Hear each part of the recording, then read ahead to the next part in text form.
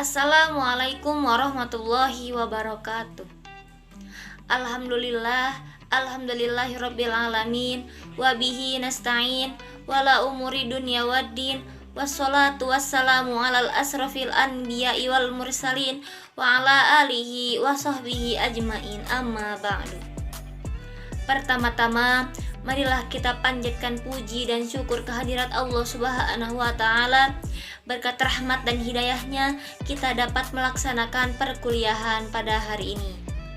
Yang kedua, sholawat serta salam marilah kita curahkan kepada Habibana wa Nabiyana wa Maulana Muhammad Sallallahu Alaihi Wasallam. Yang terhormat Bapak dosen pengampu mata kuliah perencanaan pendidikan serta teman-teman kelas 4B PGMI. Perkenalkan, nama saya Mutiara Salsabila.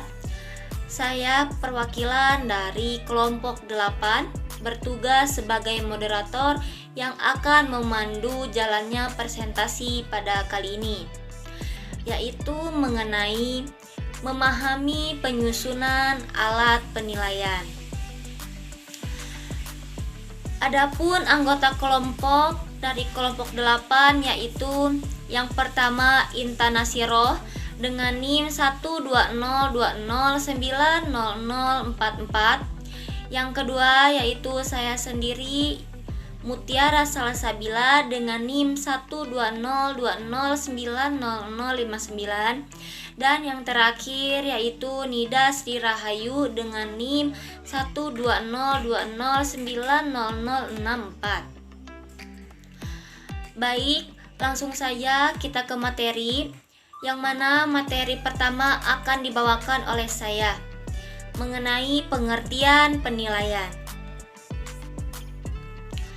Penilaian secara umum yaitu proses kegiatan untuk mengetahui apakah suatu program yang sudah ditetapkan sebelumnya berhasil dengan baik atau tidak baik.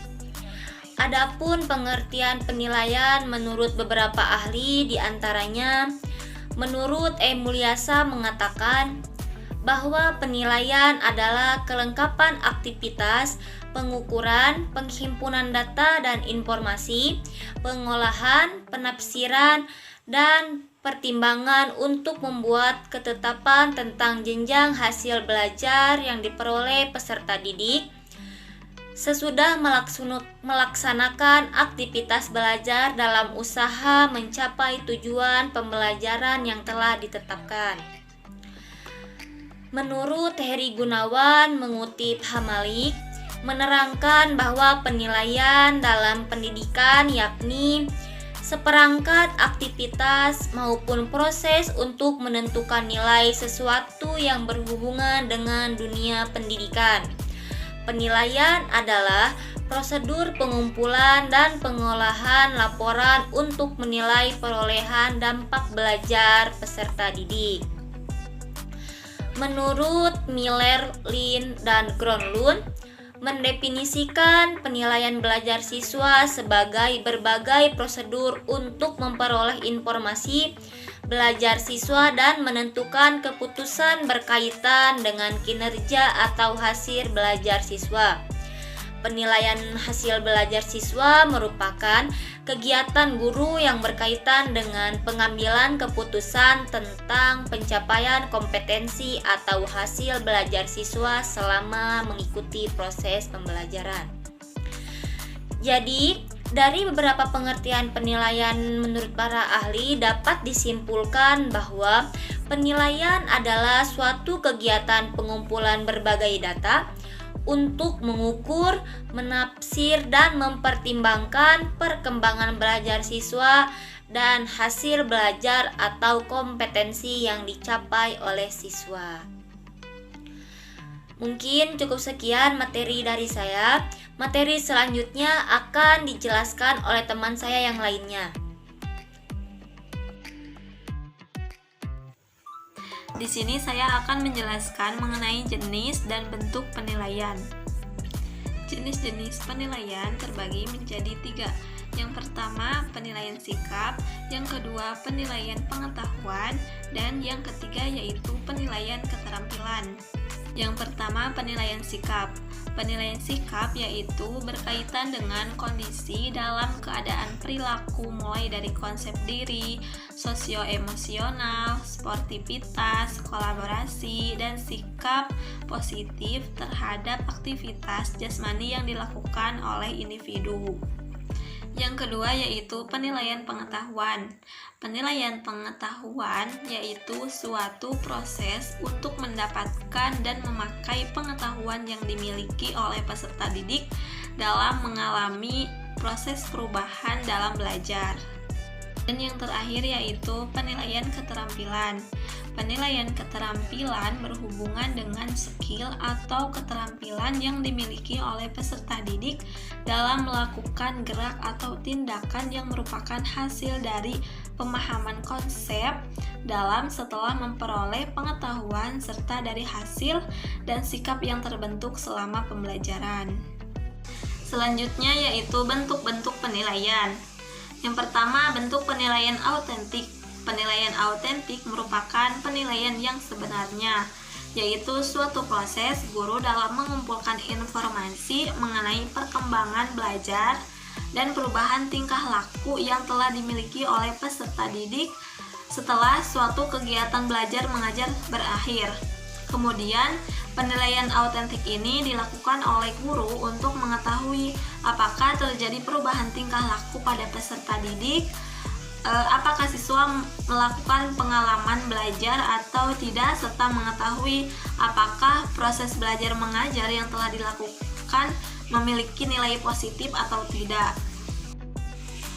Adapun bentuk penilaian autentik pada kurikulum 2013, yang pertama, penilaian tes. Penilaian tes digunakan untuk menilai kemampuan siswa yang di dalamnya mencangkup pengetahuan dan keterampilan sebagai hasil kegiatan belajar mengajar.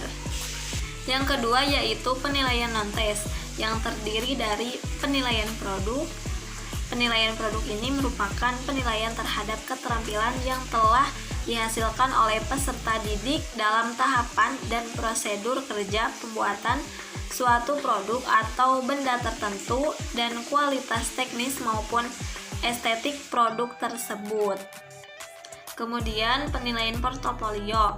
Penilaian portofolio ini merupakan suatu pendekatan atau model penilaian yang bertujuan untuk mengukur kemampuan peserta didik dalam membangun dan merefleksi suatu pekerjaan atau karya melalui pengumpulan bahan-bahan yang relevan dengan tujuan dan keinginan yang dibangun oleh peserta didik, sehingga hasil pekerjaan tersebut dapat dinilai dan selanjutnya dikomentari oleh guru dalam periode tertentu.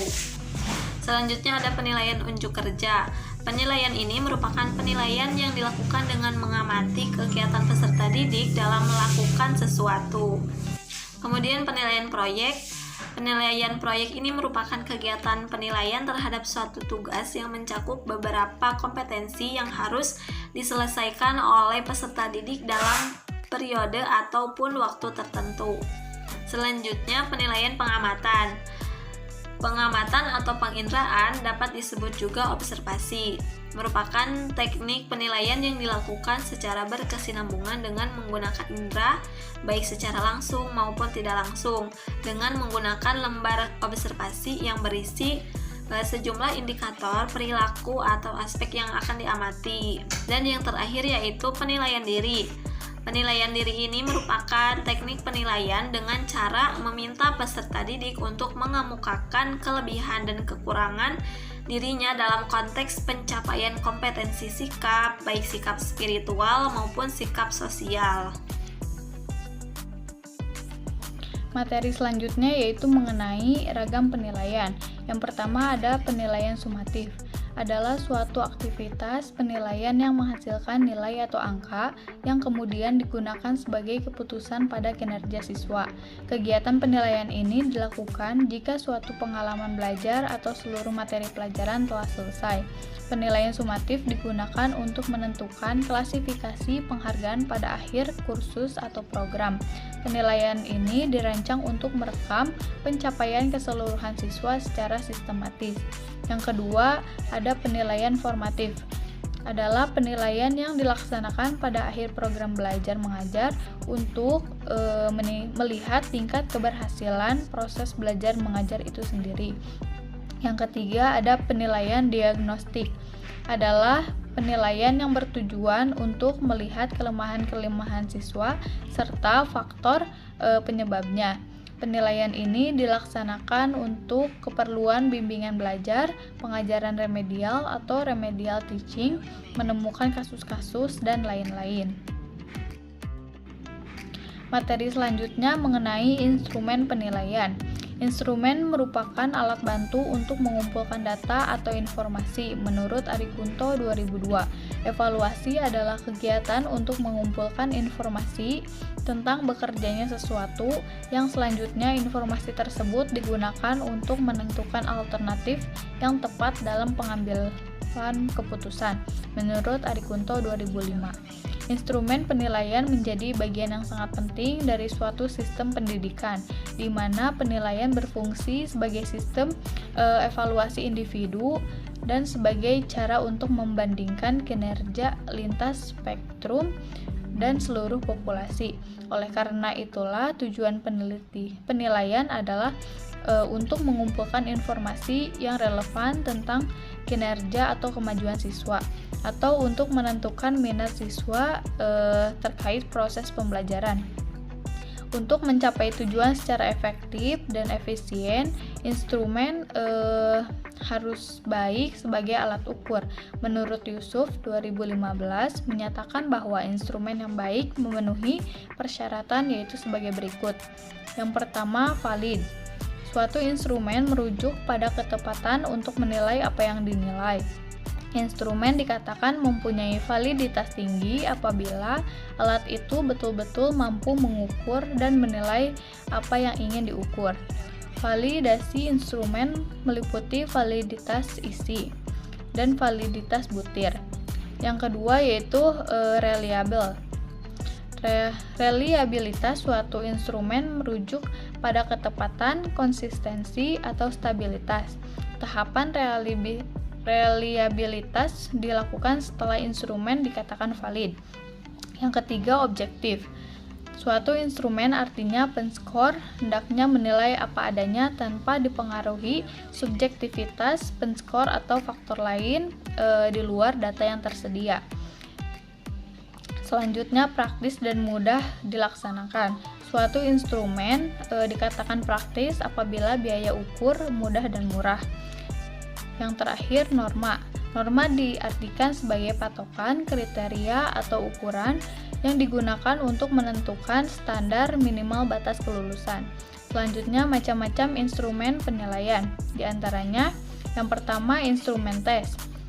Tes ialah metode sistematis untuk mengumpulkan data dengan tujuan membuat perbandingan intra atau antar individu, di mana untuk tes juga dapat diartikan sebagai instrumen yang digunakan untuk mendapatkan informasi tentang seseorang atau objek penelitian.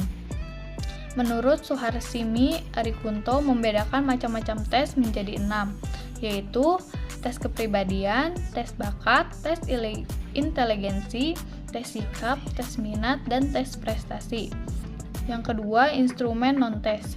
Instrumen non-tes dapat diartikan sebagai instrumen yang digunakan untuk mengukur terjadinya perubahan tingkah laku yang berkaitan dengan aspek psikomotorik dan afektif, terutama yang berkaitan dengan hal-hal yang dikerjakan oleh siswa. Bentuk instrumen penelitian, khususnya penilaian non-tes, dapat berupa: yang pertama, daftar cek atau checklist, ialah jenis instrumen penilaian yang menggunakan dua kriteria ya tidak sebagai acuan penilaian. Yang kedua, skala rentang. ialah jenis instrumen yang memungkinkan penilai untuk memberikan nilai tengah terhadap penguasaan kompetensi tertentu. Sebab pemberian nilai tengah secara kontinu di mana pilihan kategori nilai lebih dari 2. Terima kasih. Mungkin cukup sekian pemaparan materi yang telah kelompok 8 sampaikan. Mohon maaf bila banyak kesalahan dan kekurangan. Terima kasih telah menyimak. Wassalamualaikum warahmatullahi wabarakatuh.